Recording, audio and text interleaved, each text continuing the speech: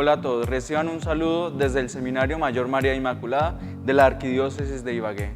Somos seminaristas del primer año de discipulado. Actualmente estamos en el curso de Historia de la Filosofía Moderna, orientada por el formador, el Padre Orlando Spitia. En este video hablaremos del filósofo Giovanni Pico de la Mirandola.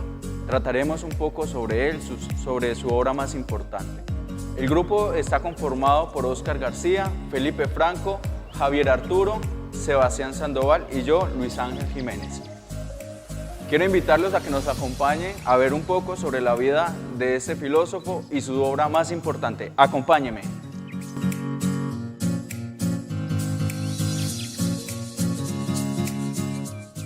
En el día de hoy hablaremos de uno de los personajes más importantes del neoplatonismo, cuyo nombre es Giovanni Pico de la Mirandola. Además, hablaremos de una de sus más grandes obras, que es el discurso de la dignidad del hombre. Pero primero hay que hablar de su vida para poder comprender un poco de su obra. Giovanni nace en el año 1463 en Italia, estudió Derecho Canónico en Bolonia y Humanidades en Ferrara, esto es en Italia. En el año 1480 viajó a Padua, donde en un ambiente aristotélico y averroísta conoce a Elía del Medigo. Hay que destacar que Giovanni había aprendido las lenguas árabe, hebrea, griega y caldea. En este mismo año hace un breve viaje a Florencia. Allí se encuentra con Marsilio Ficino, que era el traductor de las obras de Platón al latín. A la edad de 24 años viaja a Roma, donde publica sus famosas 900 tesis, bajo el tema Conclusiones filosóficas. Estas fueron presentadas al Papa Inocencio VIII, lo cual decidió condenarlas. Giovanni murió en el año 1493, alrededor de 30 años de edad, al parecer envenenado por su secretario.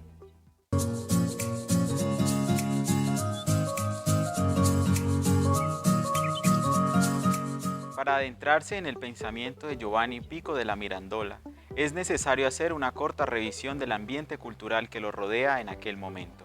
El ambiente cultural en el que aparece la figura de Pico de la Mirandola se ha dado a llamar Renacimiento. Recordemos que el Renacimiento comprende por lo menos 3 siglos, que van desde finales del siglo XV hasta principios del siglo XVII. Se caracteriza por una recuperación de la cultura antigua de los pueblos clásicos Grecia y Roma, y por la confluencia de varios factores que permitieron el inicio de una nueva era. Dicha recuperación de la cultura antigua abrió el camino para el descubrimiento del hombre, en lo que tiene de valioso, tendencia conocida con el nombre de humanismo, cuya característica fundamental es la exhumación de la cultura y arte antiguos, cultura pagana a la cual los humanistas pretenden embonar con la doctrina cristiana. Humanistas como Lorenzo Valla y Erasmo de Róterdam, entre tantos otros, se esforzaron por construir un nuevo tipo de hombre al demostrar la grandeza natural de éste, anterior a la impronta del cristianismo, y la santidad de los gentiles ilustres a quienes el catolicismo situaba en el infierno o en el purgatorio por no haber participado de la gracia divina. De esa manera, el mundo pagano cobraba dignidad, pero por otro lado se observaba que en ciertas partes de Europa había una tendencia paganizante, a veces al margen del dogma y la moral cristianos. Sucedió tan así que en los conventos se llegaron a notar un marcado relajamiento en las costumbres y confusión en las verdades doctrinales. Una nota distintiva tanto del Renacimiento como del humanismo es la afirmación de la individualidad y de la conciencia religiosa de manera autónoma. Recordemos a Erasmo de Róterdam. Y el misticismo es producto directo y fiel del Renacimiento, en cuanto que se explica como producto de la inquietud individualista de la época. La etapa que antecedió inmediatamente al Renacimiento, la Edad Media, se caracterizó por un orden debidamente establecido por Dios. En todo había una perfecta armonía, pues era producto de un plan divino y estricto, donde todos ocupaban el lugar debido. De manera que, para el hombre medieval, Dios es el eje de todo cuanto existe. Podría decirse que la cosmovisión, las ideas, los valores y las actividades de los medievales fueron expresiones de la intensa fe cristiana. Pico de la Mirandola intenta recuperar la dignidad del hombre, pero para volcarlo hacia Dios, lo cual significa que su misticismo deriva inmediatamente de la Edad Media.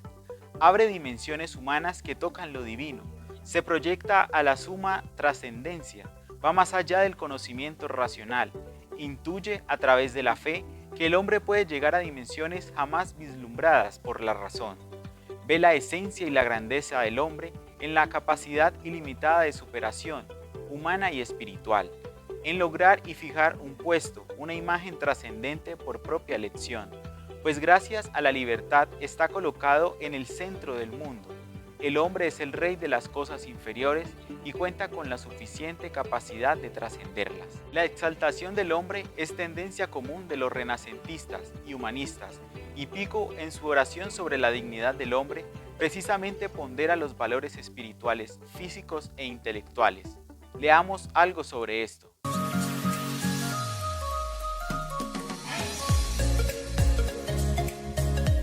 He leído en los escritos de los árabes, padres venerados, que Abdalá Sarraceno, al ser preguntado qué cosa le parecía sumamente admirable en esta escena del mundo, respondió que no encontraba nada más espléndido que el hombre, y con esta respuesta está en consonancia la de Hermes. Gran milagro, oh Asclepios, es el hombre.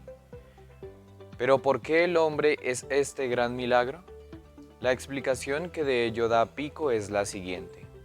Todas las criaturas están ontológicamente determinadas por la exacta esencia que les ha sido dada a ser lo que son y no otra cosa.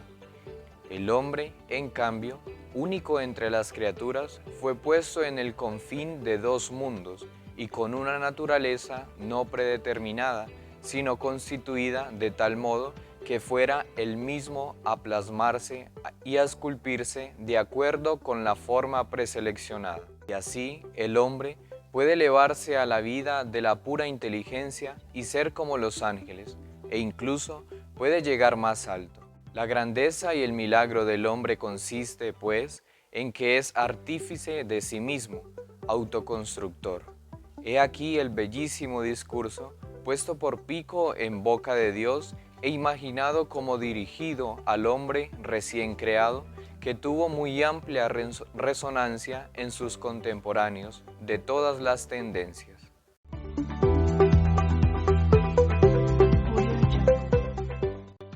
El discurso de la dignidad del hombre de Pico de la Mirandola, para la actualidad podemos rescatar que el hombre fue creado para apreciar, admirar y amar la belleza de la creación de Dios, no para destruirla.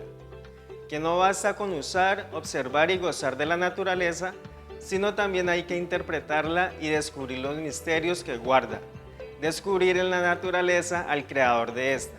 Que el hombre no debe volverse semejante a las bestias, sino que por el contrario, siendo la criatura más maravillosa, debe aspirar a lo mejor, ya que tiene todo para lograrlo, solo debe esforzarse.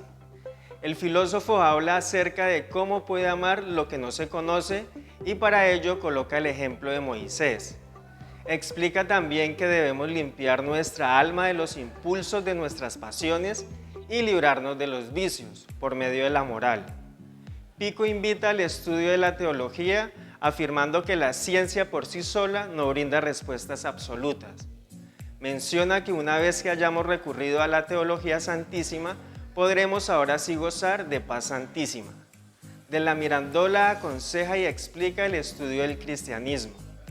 Nos dice el filósofo que el hombre en medio de las grandes masas se despersonaliza, pierde la individualidad. Hoy se requiere un renacer del hombre y sus valores, un humanismo para salvarlo de su crisis. Pero como lo dice nuestro humanista, se requiere un encuentro personal con lo trascendente. Es preciso recuperar los valores humanos, pero solo si moldeamos nuestra vida en un fundamento absoluto.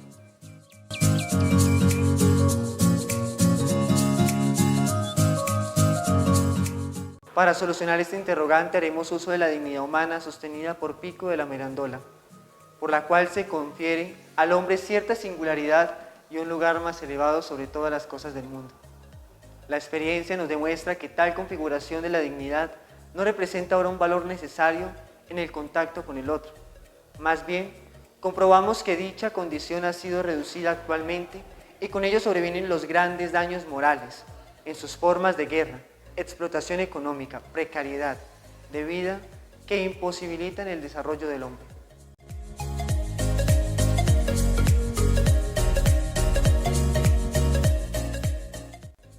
En último lugar, a mi manera de ver, no estoy de acuerdo con Pico de la Mirandola porque podemos reconocer que la dignidad humana no versa solamente en la intelectualidad, sino que la supera. Desde una concepción cristiana, esta posee un orden más espiritual, es otorgada por Dios. El hombre es imago Dei, imagen de Dios. Es una prolongación de su ser, inconfundibles entre sí. Esperamos que haya sido de su agrado este video.